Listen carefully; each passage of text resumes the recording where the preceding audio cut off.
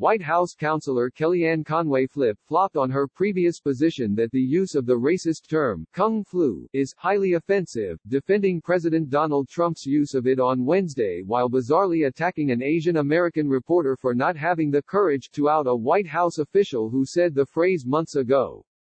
During a White House driveway gaggle with reporters on Wednesday morning, Conway was immediately confronted by NBC News reporter Monica Alba over the president's recent habit of tossing out the phrase and Conway's March denouncement of the term, which the Trump advisor called wrong, while noting she is married to an Asian.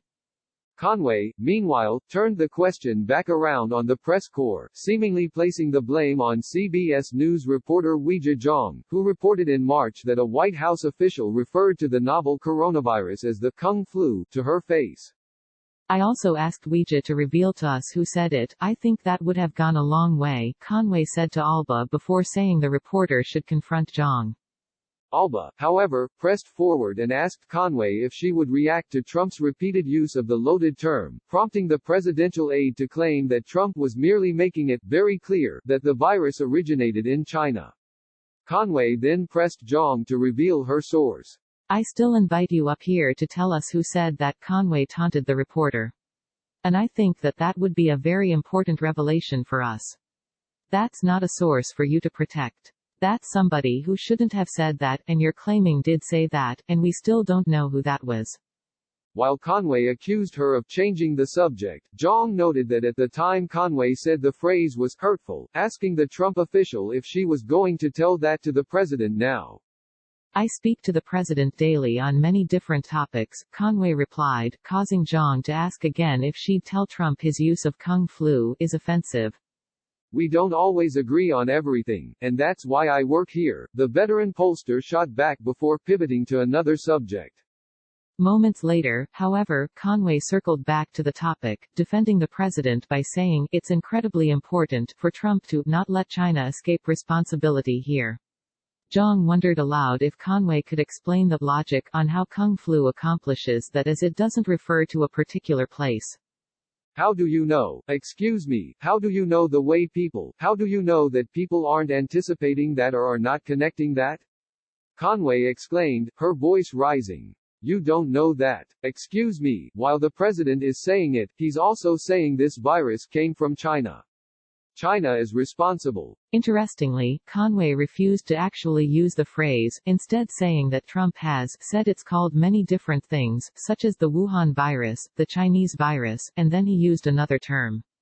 As Zhang continued to press her on Trump's embrace of the racist term, Conway eventually placed the blame squarely on the CBS reporter's shoulders. You should have come forward 100 days ago when you had the chance. You lost your opportunity, you lacked the courage to tell everybody who said that to you, Conway fumed. You like to stoke this instead of solving it. I'm here to solve things, not stoke them. You did the opposite on this issue. Conway flailing on this issue comes on the heels of White House Press Secretary Kayleigh McEnany struggling to fend off questions about the president using the racist term. Earlier this week, McEnany insisted the president was just trying to point out where the virus came from while blaming the media for trying to play games with the terminology.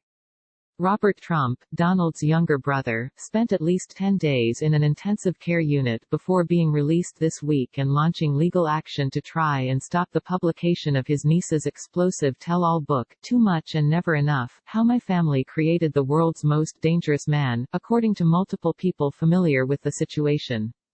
Robert, 72, had been at Mount Sinai Hospital's Neurosciences Intensive Care Unit (NSICU) in New York since at least June 11, being treated for a serious condition.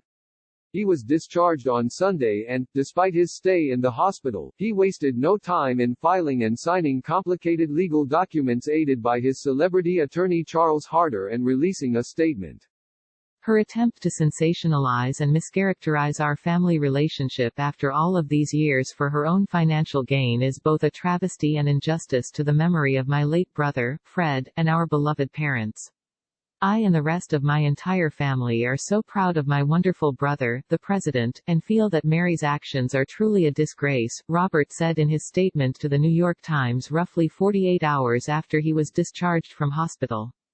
On its website, Mount Sinai boasts that its 16-bed NSICU specializes in state-of-the-art, compassionate care of patients who suffer from subarachnoid hemorrhage, acute ischemic stroke, intracerebral hemorrhage, subdural hematomas, coma, tumors of the brain and spine, severe or prolonged seizures, neuroinfections, and spinal cord injury among others. Robert did not respond to multiple requests for comment Wednesday, and his attorney, Harder, declined to comment. Mary Trump's high-powered legal team, which includes the renowned First Amendment attorney Theodore Boutros of the law firm Gibson Dunn, are expected to file their response in the coming days. Part of their argument in Mary's defense will be that the settlement agreement, signed by all parties in 2001 and included in Harder's temporary restraining order (TRO) filing, contains confidentiality clauses that are in effect double-facing, meaning that as well as muzzling Mary from speaking publicly, it also was meant to have silenced Donald, Robert and their sister Marianne Trump. The president, the argument goes, has himself violated the confidentiality agreement by publicly discussing his niece and her book, which is currently slated for a July 28 release, in an interview at the White House last week. She's not allowed to write a book. You know, when we settled with her and her brother, who I do have a good relationship with, she's got a brother, Fred, who I do have a good relationship with, but when we settled, she has a total, signed a non-disclosure, Trump told the website Axios on Friday, in regards to Mary's tell-all. The volley of threats all come during the latest stage of the dynastic drama and brewing legal struggle threatening to consume the Trump family, even as Donald J. Trump continues his fight this year to keep the White House from falling into Democratic hands.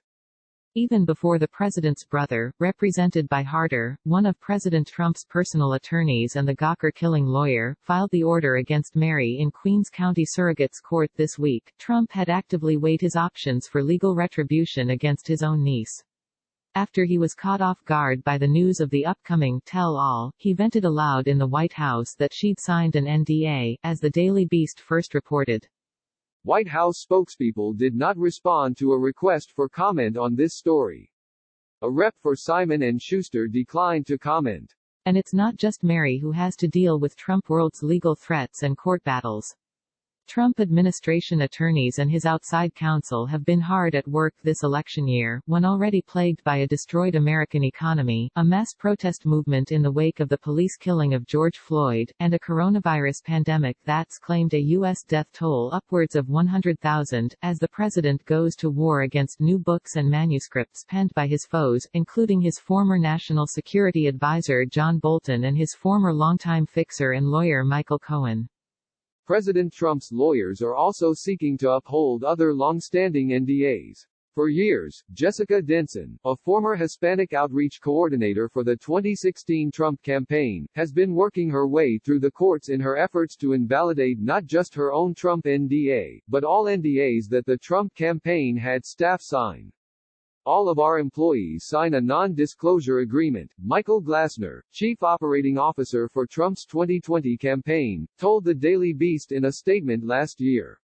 In court papers, Denson and her lawyers argue that the agreements that Team Trump forced on them were unlawful and failed to allow staffers to make claims regarding workplace discrimination. President Trump is clearly NDA happy, David Bowles, one of Denson's attorneys, said on Wednesday evening. He has used NDAs to suppress his supporters and former supporters, and invalidating those NDAs is the point of our current class action. Now he's trying to suppress his own family members using an NDA. All of this is intended to quash the criticism that is at the heart of a vibrant democracy. Denson added, I am not willing to be one of the many who Trump has abused, or to be used as a tool for him to abuse the American people and presidency, and that is why I am fighting to invalidate his dastardly NDAs.